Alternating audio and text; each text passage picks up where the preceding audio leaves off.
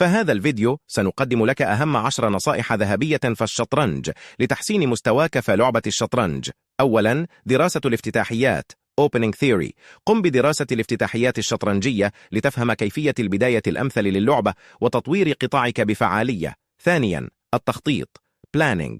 قبل كل نقلة قم بوضع خطة لتحقيق هدفك في اللعبة، وضع في اعتبارك موقف قطع الخصم أيضاً. ثالثاً، التنقل الفعال للقطع Peace Mobility. حرك قطعك بحيث تتيح لها أقصى درجات الحركة والتهديد في لوحة الشطرنج.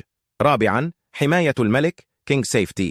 ضع الملك في مأمن من التهديدات وجعله في حالة التبييت، ولا تجعله في مركز الرقعة.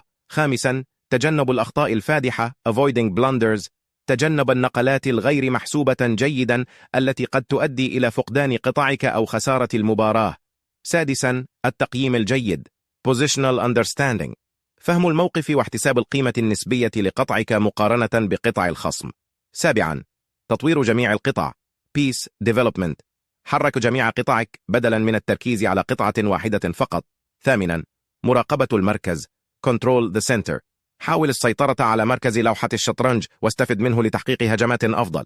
تاسعاً، ممارسة التفكير العميق Deep Thinking.